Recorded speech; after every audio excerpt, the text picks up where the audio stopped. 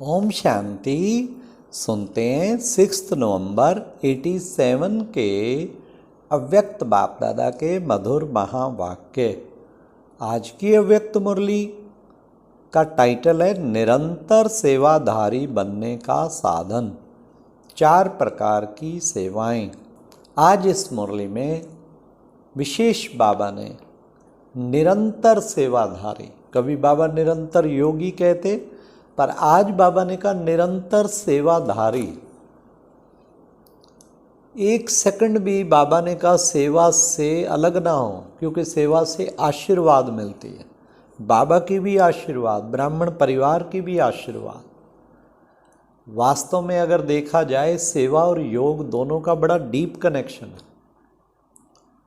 एक बार हमने एक टॉपिक लिखा था सेवा से संपूर्णता की ओर। सचमुच अगर आप देखेंगे गहराई से सोच के, सेवा भी संपूर्ण बना देती है। सच्चे दिल से सेवा करने वाला, हर वक्त रूहानी सेवा में तत्पर रहने वाला, तो रूहानियत में तो टिकेगा ही टिकेगा, बाबा के साथ सही कनेक्शन जोड़ेगा। तो बाबा ने आज विशेष जो है 6 नवंबर की मुरली में 4 क्वेश्चन। नंबर 1, यह ब्राह्मण जीवन कौन सी पालना से वृद्धि को पाती है। दूसरा, सर्व आशीर्वाद लेने का आधार क्या है। तीसरा, सारे दिन में कितने प्रकार की सेवा कर सकते हैं। चौथा, सब सेवा की विधि क्या है। तो सुनते हैं 6 नवंबर 87 की मुरली। निरंतर सेवाधारी बनने का साधन, 4 प्रकार की सेवाएं। आज विश्व कल्याणकारी, विश्व सेवाधारी बाप अपने विश्व सेवाधारी सहयोगी सर्व बच्चों को देख रहे थे कि हर एक बच्चा निरंतर सहज योगी के साथ साथ निरंतर सेवाधारी कहाँ तक बने हैं। क्योंकि याद और सेवा दोनों का बैलेंस सदा ब्राह्मण जीवन में बाप दादा और सर्वश्रेष्ठ ब्राह्मण आत्माओं द्वारा ब्लेसिंग के पात्र बनाता है। इस संगम युग पर ही ब्राह्मण जीवन में परमात्म आशीर्वादें और ब्राह्मण परिवार की आशीर्वादें प्राप्त होती हैं। इसलिए इस छोटी सी जीवन में सर्व प्राप्तियां और सदा काल की प्राप्तियां सहज प्राप्त होती हैं। इस संगम युग को विशेष ब्लेसिंग युग कह सकते हैं। इसलिए इस युग को महान युग कहते हैं।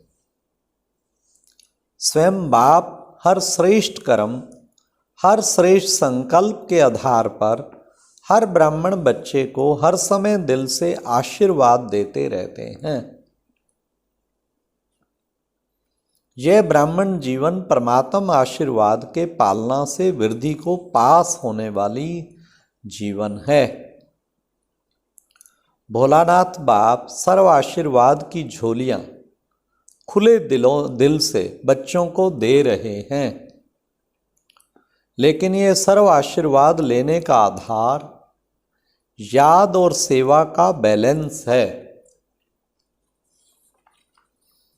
अगर निरंतर योगी हैं तो साथ साथ निरंतर सेवाधारी भी हैं।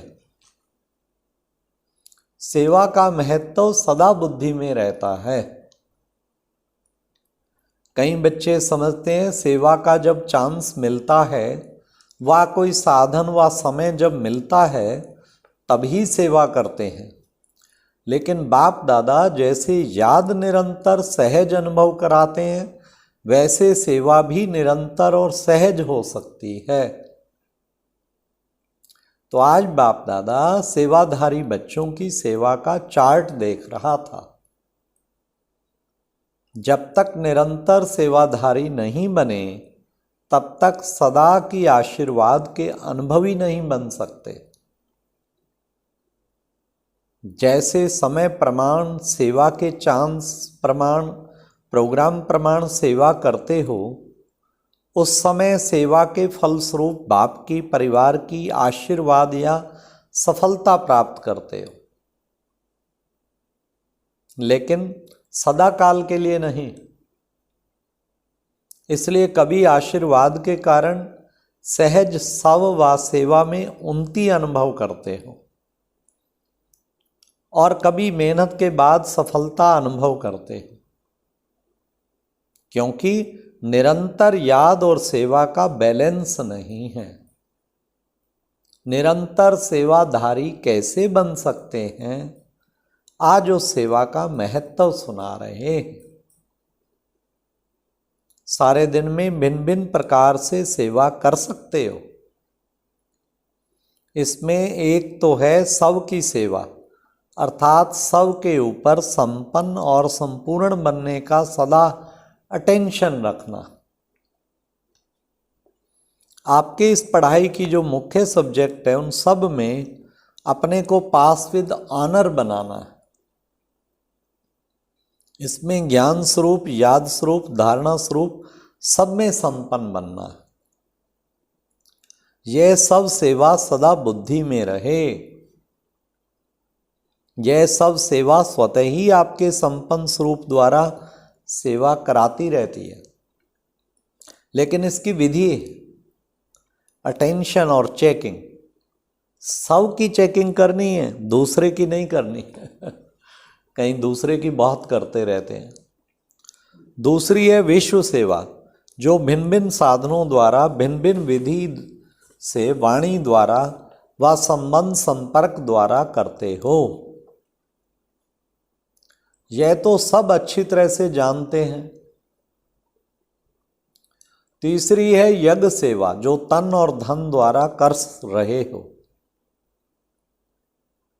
और चौथी है मनसा सेवा, अपनी शुभ भावना, श्रेष्ठ कामना, श्रेष्ठ वृत्ति, श्रेष्ठ वाइब्रेशन द्वारा किसी भी स्थान पर रहते हुए अनेक आत्माओं की सेवा कर सकते हो।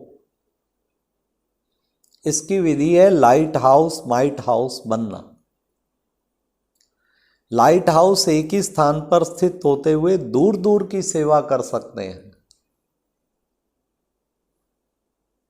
और ऐसे आप सभी एक स्थान पर होते हुए अनेकों की सेवार्थ निमित्त बन सकते हो। इतना शक्तियों का खजाना जमा है तो सहज कर सकते हो। इसमें स्थूल साधन व चांस व समय की प्रॉब्लम नहीं है। मनसा सेवा में नो प्रॉब्लम, जितना चाहो करो। और सबसे श्रेष्ठ सेवा, सदा मन बुद्धि व्यर्थ सोचने से मुक्त होने चाहिए। मन मना भाव के मंत्र का सहज स्वरूप होना चाहिए। यह चारों प्रकार की सेवा क्या निरंतर सेवाधारी नहीं बना सकती?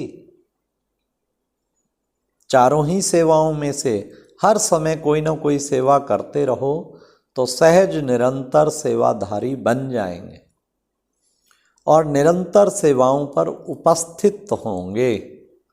उपस्थित होने के कारण, सदा बिजी रहने के कारण सहज माया जीत बन जाएंगे।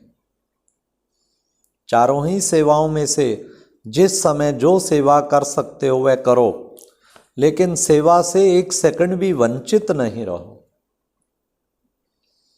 24 घंटा सेवाधारी बनना है, 8 घंटे के योगी व सेवाधारी नहीं, लेकिन निरंतर सेवाधारी। सहज है ना? और नहीं तो सबकी सेवा तो अच्छी है, जिस समय जो चांस मिले वह सेवा कर सकते हैं। कई बच्चे शरीर के कारण व समय ना मिलने के कारण समझते हैं कि हम तो सेवा नहीं कर नहीं सकते। लेकिन अगर चार ही सेवाओं में से कोई भी सेवा में विधि पूर्वक बिजी रहते हो तो सेवा की सब्जेक्ट्स में मार्क्स जमा हो जाती हैं और यह मिले हुए नंबर फाइनल रिजल्ट में जमा हो जाएंगे। जैसे वाणी द्वारा सेवा करने वालों के मार्क्स जमा होते हैं, वैसे यज्ञ सेवा व सब की सेवा व मनसा सेवा, इनका भी इतना ही महत्व है। इसके भी इतने नंबर जमा होंगे, केवल वाणी के नहीं, हर प्रकार की सेवा के नंबर इतने ही हैं। लेकिन जो चारों ही प्रकार की सेवा करते उसके उतने नंबर जमा होते, जो एक या दो प्रकार की सेवा करते उसके नंबर उस अनुसार जमा होते।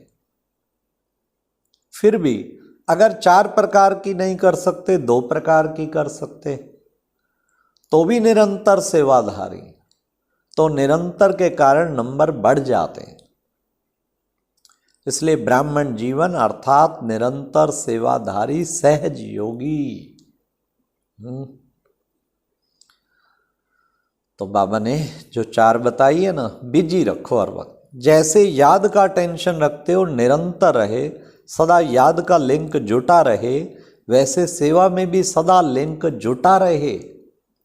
जैसे याद में भी भिन्न भिन्न स्थिति का अनुभव करते हो, कभी बीज रूप का, कभी फरिश्ता रूप का, तो कभी मनन का, कभी रूरवान का, लेकिन स्थिति भिन्न भिन्न होते भी याद की सब्जेक्ट में निरंतर याद में गिनते हो।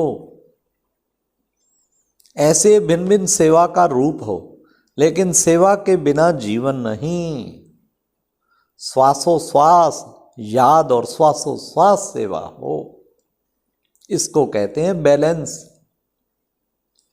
तभी हर समय ब्लेसिंग प्राप्त होने का अनुभव सदा करते रहेंगे और दिल से सदा ही यह आवाज निकलेगा कि आशीर्वादों से पल रहे हैं, आशीर्वाद से उड़ती कला के अनुभव से उड़ रहे हैं।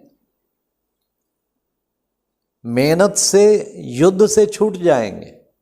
क्या, क्यों, कैसे, इन प्रश्नों से मुक्त हो सदा प्रसन्न रहेंगे।